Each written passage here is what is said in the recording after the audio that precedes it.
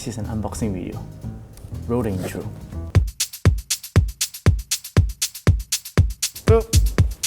Hi, I'm Zach from soyachinchow.com. I'm the video editor for Soya Chinchow and SCBM as well. So today I'll be doing an unboxing video for all of you guys. So inside this box there's a Nikon F3 I bought from eBay all the way from Japan. So let's unbox it. So we need a knife. And honestly, I'm quite excited with this camera. So this camera is from Tokyo. Confirm Minata is. Don't know where is it, but it's not in Malaysia. Almost there. Almost there. Oh. A note. So let's take a look at the camera. Oh, this is the camera. Look at this. Feel that. So the Nikon F3, it produced between 1980s to the year 2000, and this is a flagship camera.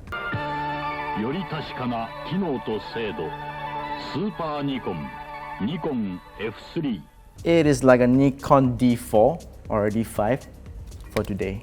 So let's go into camera specs right now. Let's start from the top, guys. All right. From here is a shutter down button. So you can take the shutter down. So we can choose the shutter speed. Now it's on 15, 30, 60. All right. And this A is aperture priority mode. You can show in auto. Oh yeah. And this is a film winder. So basically you wind the film after you finish it. Like, do that. All right. So below the film winder, there's an ASA scale, which means ISO counter. So we can switch between ISO.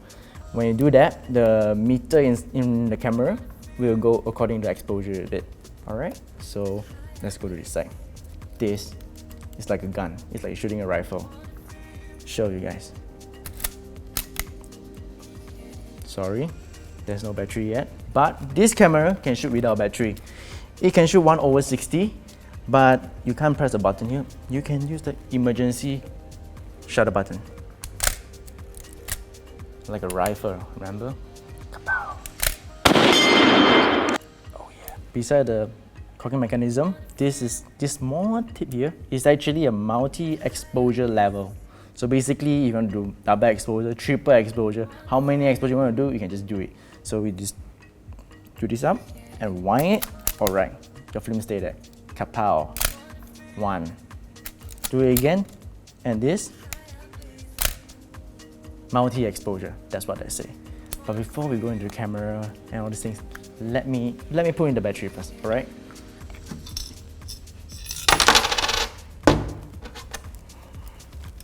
What happened when we ran out of battery during those days?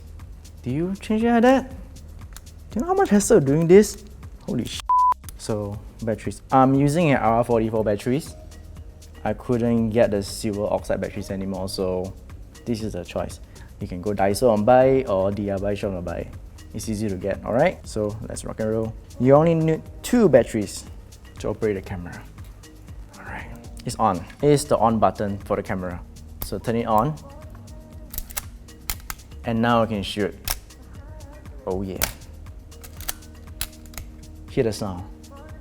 This particular Nikon prism is a Nikon high point. It's much easier for you to look at it, especially if you are the guy who wears specs.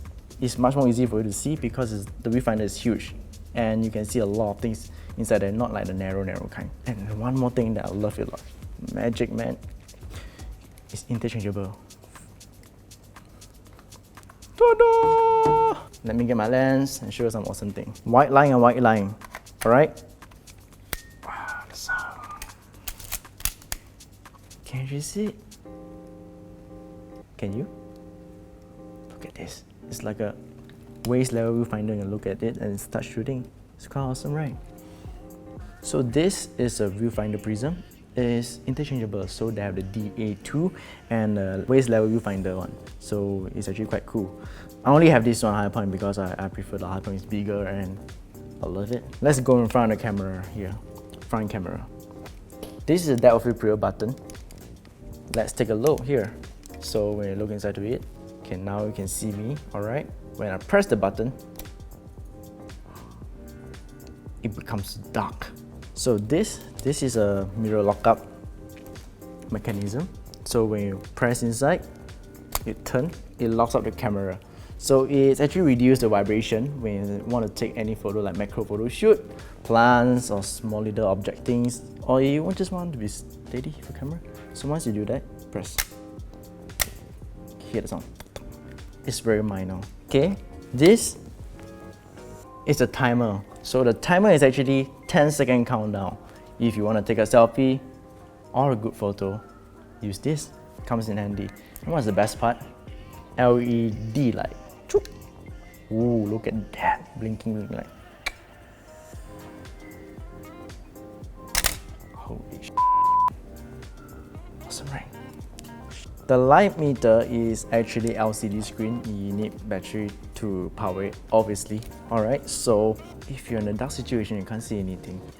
See that this red button, when you press inside, it actually illuminates inside the screen. You can see it here. Another exciting thing about this camera, this one, eyepiece shutter level. You must be wondering, why is it there? It's because it has its function. Let me tell you the function. When you're doing night photography or slow shutter speed, you don't want any excessive light to go inside here. So you just turn this button down, no lights go in. Alright, so the next thing, this one, take out the lens. See? Inside here is actually a mirror. It's an SLR, single lens reflect, right? So behind the camera is actually, here's a memo pad. So while shooting a film, let's say Kodak Ektar 100, you can just put a small note here. It's 100, Kodak Ektar 100. Let me get you an example. So this is my colleague's film. It's an empty canister. Rory's one, thanks Rory. So he's behind the camera. You take this out, and then you put it inside here. Too big, never mind. You know what? It's just something you can put inside here and stick inside here. And it looks cool, right? Yeah. Got the Ektar 100. Expensive film, high pro grade, just like my camera. Yeah, let's open it up and see here, right? Actually, this is actually my first time opening up. So before you open this camera, you need to release this button, push this button up, and then magic, open sesame. Yeah. Look at this. It's clean. It's cleaner than my life, man. So yeah, take a look. Holy sh**. Oh my god. So this is what happens inside the camera when you wind the film and start pressing the shutter button. Interesting. I'm gonna close it back right now.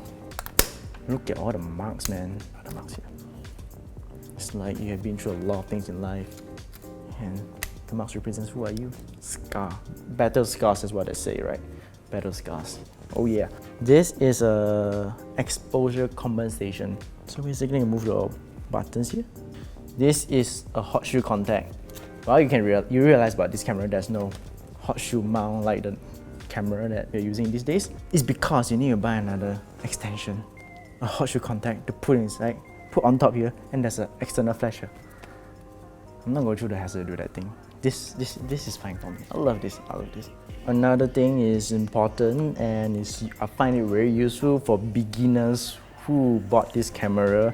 I don't recommend beginners to buy this camera, but for collection wise, yeah, I can just go ahead. Not my business. Anyway, so change to A, you wind it. Well, you want to shoot the object, but you want to reframe it again, but you want to get the correct exposure, right? Exposure memory button. So once you press this, it locks the exposure here, and then you reframe it, it still locks the exposure. Press it, Gao Tim, take the photo. So the Nikon F3 is designed by a guy named Giorgetto, an Italian automobile designer. He designs the DeLorean and the Golf Mark 1. He is a famous designer, a great designer, hence I have this masterpiece of his on my hands. How grateful am I? Look at this ergonomics of this camera. Look at this. It looks like a tank. It's like when you go to war, you die. This camera survives. It saves your life. No, save your film, not your life. As you can see here, there's a red stripe here. It's actually, he put this design here. As you can see now, all the Nikon cameras, the pro grade cameras, DSLR, they have a red line here. It's because of him. Then, this line is there. And the red stripe in Nikon D5, D3, and so on. How do I really feel about this camera? I feel honored to hold this camera. I don't know why. I myself choose a Pentax Magnetic and Yashica FXD and Mamiya's RB67. Those are actually good cameras as well. But now I have this tank and a masterpiece, Mucho Ghetto. So the design part of the camera is done. I'm going to talk about the price right now of this camera. During the 1980s, when I first released this camera, Nikon F3, it cost around US dollar 1,002. It's around price of Malaysia, RM 4,000, 3,000, around that range. But today, this year, 2019, bought it from eBay. It cost me RM 900 ringgit. It's still a working camera, a good camera. It's like a tank for me, and I need to give it a try before I give you a review or anything. This is the end of my video. If you guys like my video or like the way that I present or like the way I do my videos, do let me know, alright? So I'll produce more videos for you guys about photography, about films, and about things that you guys want to watch. Rare unboxing, who knows, huh? Thank you so much for watching my video. If you guys love this video, press subscribe, give us a thumbs up, and press the notification bell icon. I know where is it, here, it is somewhere here, just press it in the screen and see, okay? Let me know if you like my videos, please. Bye.